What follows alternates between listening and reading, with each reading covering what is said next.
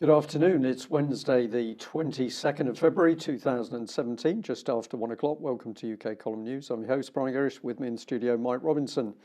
Well, it's very wet and windy, grey, dismal here in Plymouth, and we seem to be getting that as reports from across the country. So commiserations if you're suffering along with us. Well, let's come on to the remarkable story that former British Prime Minister Ted Heath was a paedophile.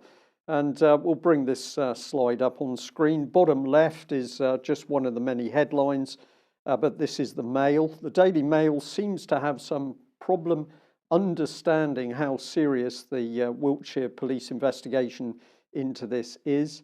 And we'd like to remind people, of course, that our very own BBC filmed footage of Tim Fortescue, who was Conservative whip during the Ted Heath period. And Mr. Fortescue can be seen in this YouTube film clip saying that they, politicians and members of parliament, came to the whips with any sort of scandal. It could be small boys, and we helped them because they would then do as we asked.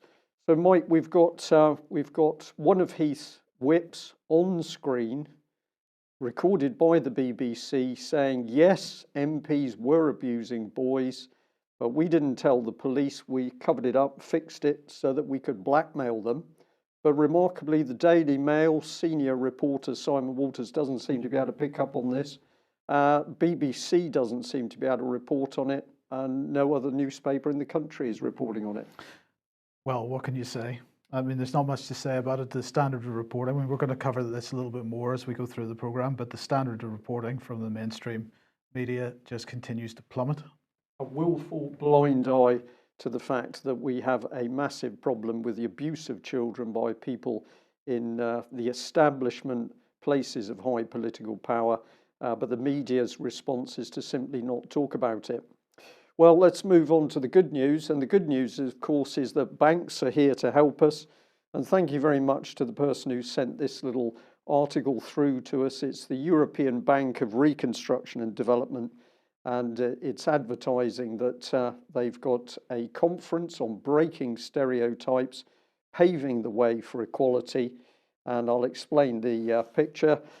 This is what it's all about. International Women's Day 2017. EBRD invites you to Breaking Stereotypes, Paving the Way to Equality, a discussion event on the challenges and barriers women face to access employment in traditionally male-dominated sectors. And according to the bank, data shows that the gender gap won't close before 2186, a date, that's the date. But after the event, they're showing the film. That was the little screenshot for that, Mike. They're showing the film, which is The Eagle Huntress.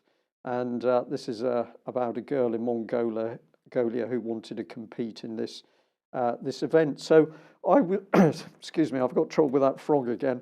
I was very encouraged that we're clearly seeing that we can relax because the international banks and banking interests, European banking for reconstruction and development here, is looking after our future, the role of families, men and women. I think we can relax, Mike. Well, it's interesting. Sorry, it's interesting that you mentioned that because I noticed UBS getting involved in this as well. And I was just saying to Vanessa Bailey earlier today that it is fascinating that, you know, in the past, banks have pumped money into various NGOs and so on to bring about foundations, to bring about social change. They now seem to be getting involved in that directly. I'm not sure whether this is because they see this as being some kind of PR thing for them, or whether they feel that the NGOs aren't doing a sufficient job, but certainly they seem to be becoming much more directly involved in some of these things. That's certainly the case, and we're going to dig into the British Council again because we can see this banking influence under the surface of the British Council. Well, before we do, let's just mention UK Aid and hashtag Global Britain because this is Priti Patel at her work, and here we have the infographic that UK Aid has pushed out today, the UK Department for International Development has pushed out today. And they're saying before this week, there has only been one certified famine globally since 2000. Parts of Sudan are now in famine. And in 2017, there's a credible risk of another 3 famines in Yemen, northeast Nigeria, and Somalia. And they're saying drought and conflict in these countries are pushing families to the brink of starvation. As the world faces an unprecedented number of humanitarian crises, the UK will lead the world in supporting famine-stricken areas. Now, what's fascinating about this is that, at least to my mind, is that in the past, whenever there's been a famine or some other humanitarian crisis, the crisis would take place. We'd see coverage of it in the mainstream media, and then there would be calls for intervention from government and aid money going to those places.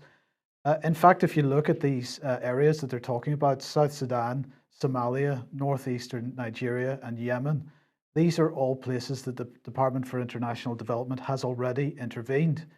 So what they're saying is that they're now predicting famine in the future, despite current intervention, or perhaps because of current intervention. You may have a view on this.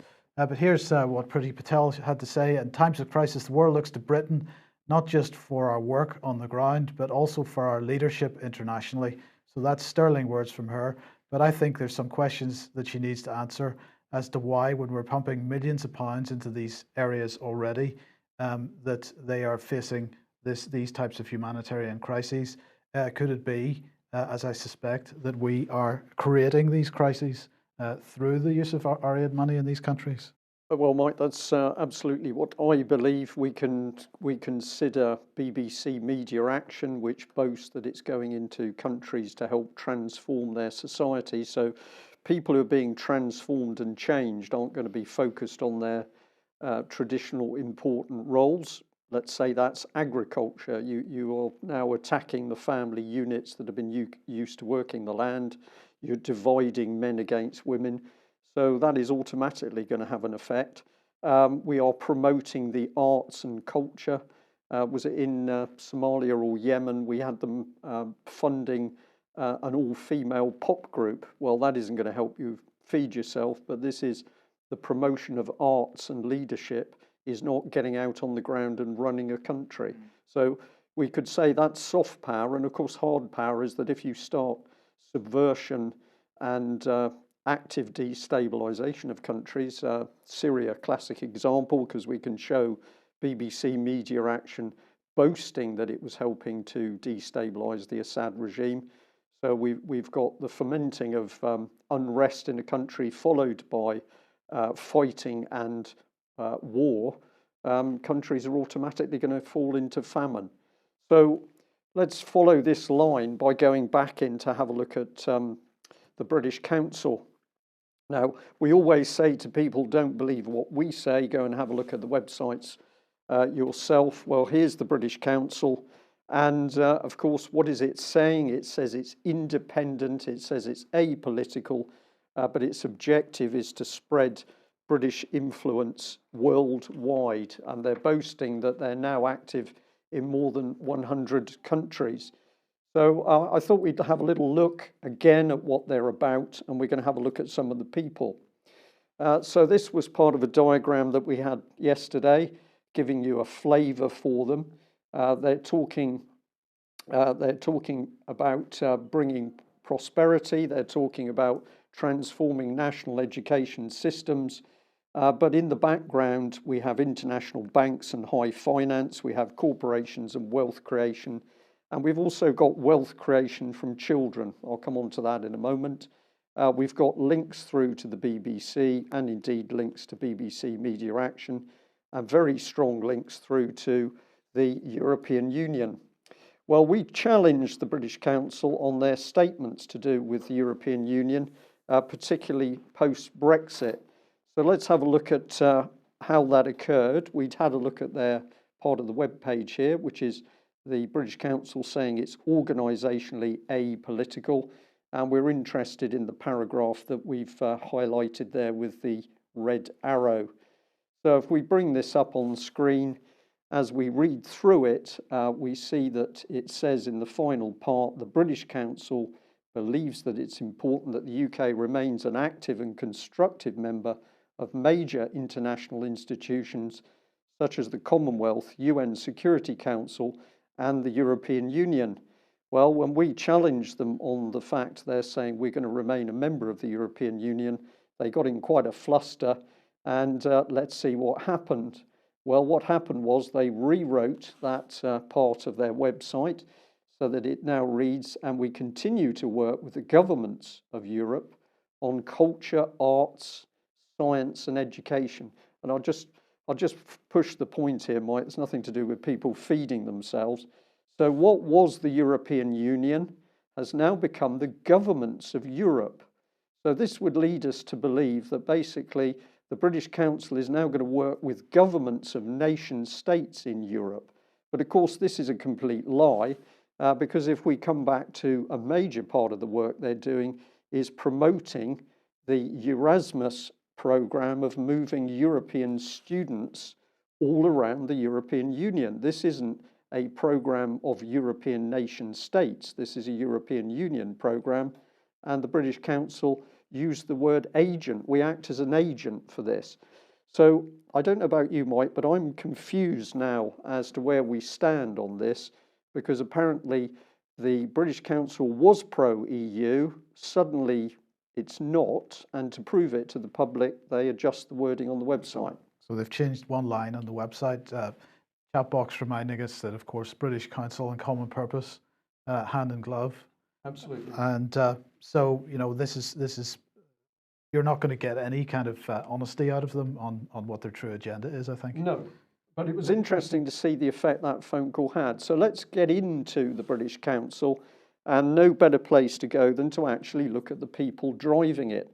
Now, I'd like longer, but we've only got our news today, but we worked our way through the trustees and also the executive board, and we've got some very interesting people with interesting backgrounds. Christopher Rodriguez here used to work for Visa, McKinsey & Co., Financial Services Authority. We're basically dealing with banking interests here, Mike. We've got your favourite, Baroness Prashar, Ditchley Foundation, Runnymede Trust. These are change agencies, but she's also heading up the Royal Commonwealth Society. So huge linked interests, but this organisation says it's independent. We've got this young lady, Deborah, and she's been involved in the Foreign and Commonwealth Office. The organisation says it's independent from government. This is completely untrue. So she's worked at the Foreign and Commonwealth Office. She's been working in the EU. She's been working with G8. How can these people possibly say they're independent? We've got this gentleman, Gareth Bullock, Standard Charter, Fleming family, British Bankers Association, banker. And then it gets interesting because we've got Rosamond Marshall here, and we're going to have a look in depth at her education and childcare for profit. And it gets really spooky if we have a look at this gentleman. I'll call him up on screen again, but basically he's into IT and mindfulness. So let's remember what the British Council says it's doing is just spreading British influence around the globe, but I think there's something very much bigger and deeper going on. So here's Rosamond, and we can bring that up on screen. 30 years of management experience in education-based businesses. Most recent role was Chief Executive of Kids Unlimited, the 4th largest nursery schools operator in UK, which was sold to Bright Horizons Family Solution. This is dealing with children, Mike, but it's also to do with profit, increasing that profit, selling the companies on. And then previously she was Chief Operating Officer of Nord Anglia Education PLC, and that actually gets sold on to Barings Bank. So I get a very uneasy feeling here. Let's have a look at the other gentleman if we bring him in. Rowan Gunterlake, if I pronounce that correctly. And this is really spooky stuff. Producer, entrepreneur, specialisms in digital innovation in the arts and how technology can improve well-being, digital tools, digital thinking, big money. His second specialism is understanding how popular technologies might create joy, focus and calm instead of distress, distraction, and anxiety. And he's the creator of Buddhify, the mobile mindfulness app for modern life. And he's in with the BBC. I had trouble actually pronouncing some of that because the wording, it's becoming increasingly bizarre as to what these people are doing. Are they out to say what Britain is as a nation? Are they out to change other societies, to introduce a Buddhist app to make you joyful? Or is this the Mad Hatter's Tea Party disguised as an extremely wealthy non-government organisation run by the government? Right. So again, we have this situation where, in this case, we're going to use technology to persuade us that we're happy, even if we're not. We're not going to provide any kind of productive career or just any satisfaction. Creating things, building things. It's going to be just making sure that you feel happy through technology. Yeah, but this isn't going to be afflicted just on people in UK. No, this is the policy to go into 100 other countries, get in amongst their culture and government, society, destabilise it, introduce this utter dross, and then when they can't feed themselves and they're running around in circles, then we're going to claim that we've helped them. Well, let's have a look, because the British Council came back to me. It's only fair that I should say they did send me an email. I'll just read you a bit of this. It says, "Thanks for the call. I've raised the problem of the outdated wording on our website with our web team, and we will replace it to reflect the British Council's position on Brexit." And the position was laid out at the launch of our G20 survey in mid-December, and then they've given me some extracts of this. The first bit I'll read, the second bit we'll have a look at on screen. It says, "The British Council, the UK's international organisation for cultural relations and educational opportunities, is calling for an open Brexit in which the UK seeks to maintain and step up its people-to-people connections with other European nations and beyond. This would include continued ease of movement for students, academics and creative professionals, increased cultural, educational, scientific partnership, connections and research, and enhanced investment into the UK's cultural and educational connections with countries globally." You understand all that? Yep. So we are going to carry on as normal, but we're going to make sure that the European Union Erasmus programme continues, and we're going to get this educational, arts, well-being, tech agenda into over 100 countries. So the second part of the email was a quote from the Chief Executive, Kieran Devan, and he says this: "As the UK comes to reposition itself on the world stage, our reputation matters more than ever. We need to address the more negative opinions young people in Europe now have while making the most of the positive opinions elsewhere." What business is about us, what young Europeans think of UK? Are these young Europeans not capable of making up their own mind? Well, it's a reasonable question. I have to ask it. But apparently we're going to spend millions on trying to reframe the minds of young European students, presumably, who don't really understand what's happened with Brexit. Well, have a look, because he goes on. He says here, "Leaving the EU in a way that maintains relationships with the societies of Europe and that strengthens these partnerships around the world will be essential." Now, I don't know what this man's talking about. Is he talking about social societies, or is he talking about elitist political societies? Very ambiguous wording, but I'm going to say I do not get a warm feeling from the words this man is using. One more to make sure we really know what's being said. "An open Brexit can use these connections to forge new bonds globally, as well as continue the centuries of cooperation with the nations of Europe in science, education, business, and the arts." So life's going to continue as normal. What is his experience for running half the world through the British Council? He was Chief Executive of McMahon Cancer Support.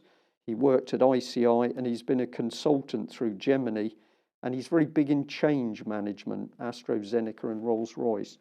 So you jump out of a cancer charity into a British government organisation which is going to change the world. Brilliant.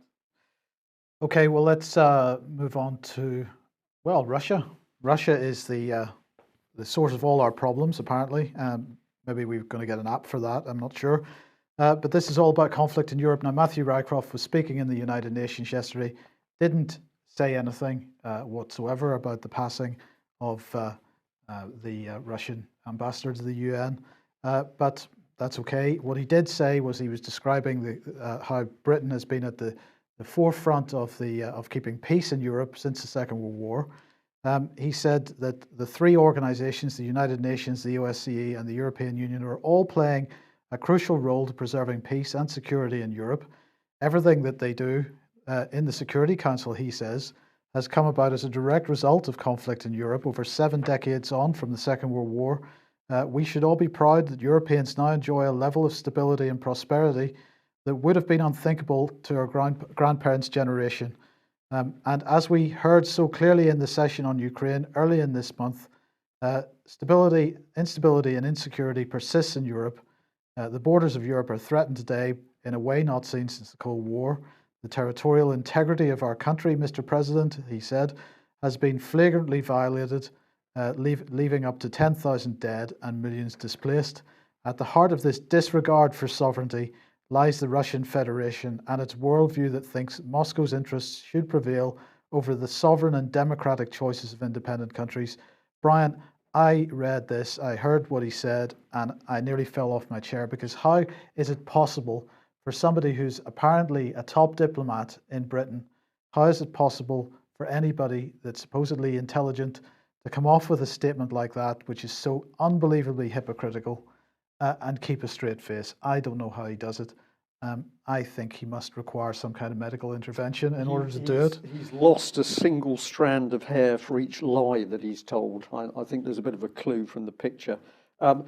Rank hypocrisy, Mike. If we had the Russian Council pumping out these programs in 100 countries overseas, or we had BBC Global boasting about bringing its propaganda into, I think it's now 300 million people, huge numbers of people. If the Russians were doing that, maybe he's got a leg to stand on, but he is the problem. He's part of the problem. Absolutely. So let's see what else he had to say. Put simply, he said, we can't stand idly by in the face of such aggression. This council, the Security Council, has a responsibility to sustain the peace won in Europe 7 decades ago, to ensure that the rules-based international order, most notably the UN Charter, is respected and upheld by all countries. We have a responsibility to ensure that wars waged across battlefields are ended through dialogue pursued across tables. NATO has responded in a coherent, comprehensive way. I can't really read any more of this. And he ended up by saying, we speak clearly to say that we do not and will not recognize the illegal annexation of Crimea. I am proud to do so again today on behalf of the United Kingdom. Well, Mr. Rycroft, you have not said that on behalf of me. I live in the United Kingdom, and I don't think that you're worth the air that you breathe. But anyway, let's move on, because David Davis reinforcing this message, because he was visiting Baltic leaders to discuss future relations between Britain and the Baltics. He was in Latvia and Lithuania, and he was saying that Britain will continue to work with the Baltic countries, on areas such as joint defence and security. He said a global Britain is determined to maintain its historic relations with Europe after leaving the European Union. He was there for 2 days on this is Wednesday, on Monday and Tuesday, and he met the heads of government. He said the UK is leaving the European Union, not Europe. We're looking to maintain our close ties with the Baltic states and all our European allies, and will continue to commit to mutual interests such as trade, justice, defence and security. He said the UK has led European action on keeping our continent safe, whether implementing sanctions against Russia, following its aggressive action in Ukraine, or securing Europe's external border. Such partnership continues to be of vital importance, and particularly in the face of growing concern about the threat of security across the continent. Well, let's not leave it there, because back in Parliament, this gent, Chris Bryant, Labour MP, famous for photographs of himself in his underpants that reached the mainstream media, he decided that we should keep the pressure on Russia within Parliament. He said that there's clear evidence of Russian direct corrupt involvement in elections in France, in Germany, in the United States of America, and I would argue also in this country, in Britain. Now, of course, he didn't provide any evidence to back up that statement. So what that clear evidence is, I have no idea. Well, I think we can ask our audience today, Mike, to challenge Chris Bryant directly on this. UK column originally challenged Brooks Newmark when he claims that Assad had used chemical weapons. He said that was a fact. We challenged him to provide the evidence, and of course he couldn't. No evidence has ever been provided that is the case. And here we've got similar claims being made. People should be emailing this man, ringing him at Parliament, and ask him to provide the evidence to support what he says. It'll be interesting to watch what happens.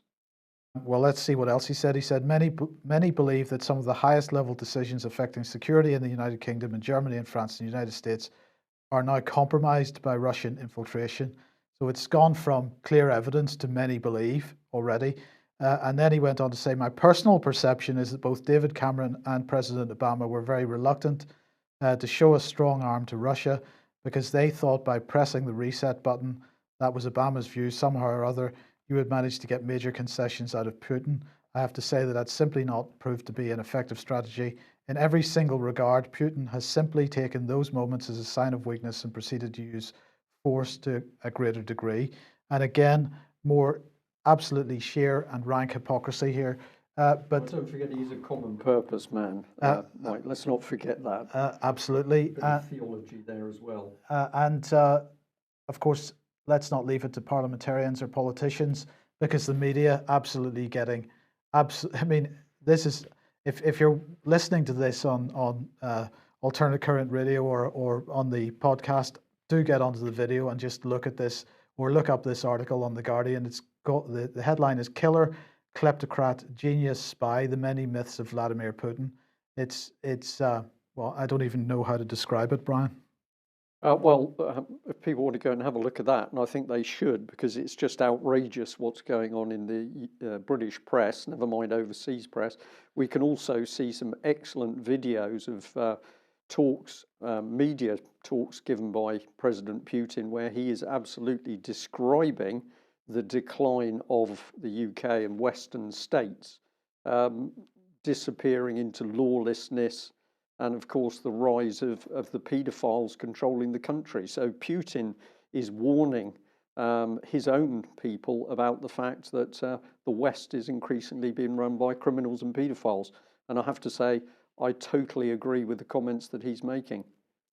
Absolutely. Well, let's have a look at the Times front page this morning. Really what I'm going to talk about is the headline, Britain will stay open to EU migrants, Davis admits. But I couldn't let this one go without passing remark on Boris Johnson there, who's looking particularly fetching in his pajamas. Mike, I'm sure that this is deliberate. Many people look at it, they say this man is a complete idiot and buffoon. I don't think he's an idiot and a buffoon. I think he's an extremely calculating and dangerous individual. Yeah, the buffoonery is a front. The buffoonery is, of course, demeaning the British public, because this man is supposed to be representing the British public. He is there looking like some sort of clown, possibly a drunken clown. This is simply undermining it's undermining the British public, and people haven't yet woken up to what's really going on here. But very dangerous psychological stuff. But anyway, David Davis, as we say in Latvia, was explaining about how immigration policy isn't going to change post-Brexit in any way, shape, or form, not for years and years and years, if ever. He said that handling immigration is going to be a gradual process. It'll take some time. Yesterday, I said it will take years. Don't expect just because we're changing who makes a decision on policy that the door will suddenly shut. It won't. And this comes back to this whole business that the simplest way, they argue, of dealing with Brexit is to fold all the European legislation, convert it into domestic legislation, and start off from there. And I believe that this reflects my position here. I believe that Britain's legislation agenda, as time passes, will simply stay in sync with that of the European Union, and whether we are out in name or not is an irrelevance. Yeah, and the British Council's confirmed this because it's saying we're going to continue to work with all of these societies. We're going to continue to help the European Union progress its educational programme across borders. So it's Brexit, but there is no Brexit. It's the big scam. Well, if you're beginning to feel fired up at some of the UK column news articles, then we're going to say to you, join many other people who are now getting increasingly frustrated that their MPs simply betraying them, not taking the right action, not telling the truth, not standing up to get rid of the paedophile element out of British Parliament. And what have we got here? Well, we've got the opportunity on the 22nd of April to bring 950 people together in one room to share information about what's happening in UK and what each and every one of you have been doing to help stop that.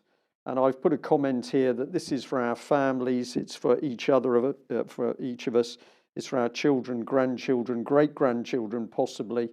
These children don't have a future unless we put a stop to what is going on in UK at the moment. And let's mention David Scott's meeting on Thursday, March the 30th. Gillett Atzman and David Scott in Glasgow at the Templeton Building in Glasgow, G41AW, 7 o'clock to 9:30 p.m. Thursday, March the 30th. You can get tickets on Eventbrite. They're £10 on the day, or £7 if you buy them from Eventbrite before the event. Right. Now, somebody is already talking about this in the chat box, that the government is crowing, and it's our Defence Procurement Minister, Harriet, who's pictured there, is crowing because there has been an £82 million contract awarded, which is all to do with night vision and sighting aids. So she's got very, very excited about this, and she says it's a pleasure to announce the £82 million contract here at IDEX.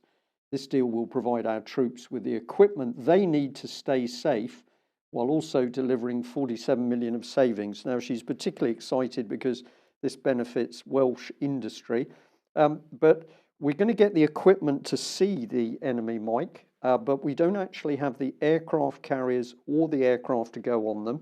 We don't have the attack submarines. We don't have the Harpoon surface-to-surface missiles. We don't have the engineers. We don't have the new ship orders, but not to worry because we're going to be able to see the enemy better. So let's just bring in the other part of it here. Should come up on screen.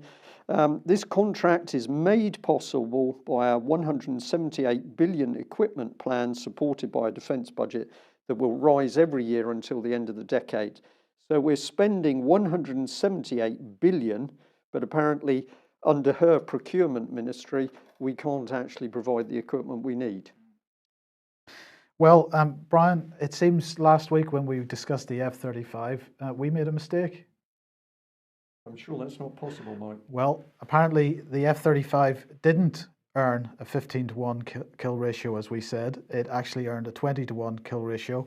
And I just wanted to highlight this UK Defence Journal article just to say nothing else other than this is pure propaganda from UK Defence Journal, because all they have done is to push out the Lockheed Martin propaganda on the event. Right. So this is a Lockheed Martin article from the F35.com website, which is their website, and it's very slightly reworded on the UK Defence Journal article. There's no investigation into what the reality of this was. They have ignored the comments regarding the requirement for close protection for these aircraft, and it is purely a positive story. And well, let's restate that again, because that article said that originally it could achieve a 15-to-1 kill ratio, but that could only happen if the F-35, which is a fighter, was protected by another fighter, the F-22. So, which is a previous generation fighter. Which is a previous generation. So the F-35, the latest and greatest fighter, which the UK may get, but it hasn't got at the moment, But the Americans say, don't worry, this fighter's excellent, provided you've got another fighter to be there to protect it. It's Alice in Wonderland, Mike, and we're having a particularly Alice in Wonderland news today. And the beauty is we're not making this up. Well, let's keep Alice in Wonderland going then, because this is the Express. Britain's economy boomed after Brexit vote. UK GDP revised up to 0.7% in Q4. So boomed is in capital letters because that's the important thing. Britain's economy is booming, absolutely booming, or is it? Well, in fact, this is the Office for National Statistics who have raised their assessment of Q4 performance of the economy. Unfortunately, they had to bring down their assessment of the annual GDP numbers. So that didn't work out too well as regards the Express headline. But, you know, if we're really going to look at booming GDP figures, let's have a look at what China did in the same period. Q4, 6.8%, beating expectations, you know, of 6.7%. So, you know, that's the relative performance situation. It's not so good. In the meantime, the Treasury Select Committee was meeting last night, and they were speaking to Mark Carney of the Bank of England, and they were also speaking to Andy Haldane and some other people. Mark Carney said, well, actually, it's all okay because we're going to see faster growth following Brexit, but only if there's a proper trade deal put in place as soon as possible. The sooner the better. We need a proper, bold, ambitious trade deal. And this scenario, he said, is then consistent with faster growth relative to forecast and tighter monetary policy relative to forecast. So I'm sure you understand what that means. It seems perfectly clear to me. So there you go. We're going to do really well. But he said that, Andy Haldane then also said that. He said that the Brexit vote was going to have a very modest impact on growth. Now, Mark Carney was challenged about the forecast that they made prior to the vote, and basically he said, well, you know, it's a bit difficult to make a proper forecast when there's so many variables. So isn't that his job? You would have thought so, but he squirmed a little bit. Didn't really have much to say about it, about why he had made statements prior to the Brexit vote, which turned out to be untrue. When a Canadian national sits in front of Parliament talking about we, who is he talking about? Is he talking about Canada? Is he talking about the international banking system? Yes, is he talking about the system? Yeah, so he's not actually there for our benefit. No. Right. I wonder whether we could just jump back to the this slide. I was particularly interested in, if we pop this one up on, people can think I'm joking here, but I'm not. I noticed in the background that either somebody had decided to repaint the room and was using a paint testing kit and trying out some different colours, or what we've got on the wall of that room is artwork which is designed to depress and demoralise people. Is that the state of Britain, that artwork? I think it probably is. Yeah. No doubt it was funded by the British Council. So where do we go now? Well, thank you very much to the lady who said, heads up, this is coming. So here's the government saying that there's going to be a debate about the role of fathers in the, quote, family unit. I thought people lived in families, but they're now family units, a work unit, a death unit, family unit. The debate, the role of fathers in the family unit, is going to be sponsored by Neil Gray MP, and that's going to be in the Westminster Hall on Wednesday, the 1st of March at 4:30. Now, we're still waiting for the details to come out, but I thought it was interesting that a British Parliament that at the moment is has whips that were boasting of the paedophile activity and that they were covering that up, is the same Westminster which is going to advise fathers on how to behave in their family, quote, unit. So here's Mr. Gray.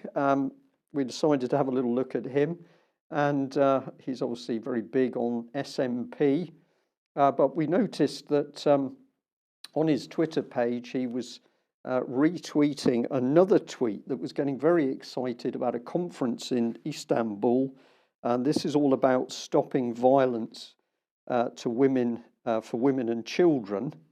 Well, we're going to come on to that. But the tweet said that they were very excited that Emma Watson had come on board. Now, I have to say, I didn't know who Emma was, so I followed the link through, and then I find this. Now, I understand that this is the young lady was child actress from Harry Potter, a film on witchcraft. And I don't know what I'm looking at the top of her Twitter page, but I don't like it. Promotion of the dark arts. Is she dancing with the devil? I don't know. But apparently we should all relax because the European Bank of Reconstruction and Development is looking after our well-being. And we've got a Harry Potter actress who is now going to save women and children from abuse. Yes. Okay, so if we put that into context, this was the way it went. UK Parliament to an MP. He's getting very excited that we have a Harry Potter actress who's going to be fighting for children and women who've been abuse victims. We're just bringing no to named person because, of course, it's Scotland that's desperately saying that the state is going to take control of children. And one Scottish MP is on record as saying to parents, well, don't worry, because although the named person scheme is coming in, don't worry because parents will also have a role in bringing up their children. And then I just wanted to bring in the sheer hypocrisy because, of course, Holly Gregg raped and abused as a young child. Absolutely no justice in Scotland at all. In fact, the opposite, that the people who've campaigned for the perpetrators of that abuse to be dealt with have themselves been put into prison. So I'm going to pause here and laugh, Mike, because I've run out of ways of explaining this. We are watching utter chaos ensue out of Westminster. People who are living in a different reality, possibly they're on drugs or drink. But is it any wonder that we're seeing the country fall apart at the moment? I don't think it is. Okay, well, we will leave it there, allow you to think about today's news, and we'll just say that we're very sad that Alex Thompson's wife is very poorly at the moment, so we will not be able to have Alex joining us for a while, but our thoughts go out to him and his wife at the moment. And also to say thank you very much to people who have taken up a subscription with UK Column. We always have to ask because we need these subscriptions to keep our news going. So if you like what we do, please subscribe or donate, as we can only do what we do with your help. Thanks very much for joining us. We'll be back same time tomorrow. Bye-bye.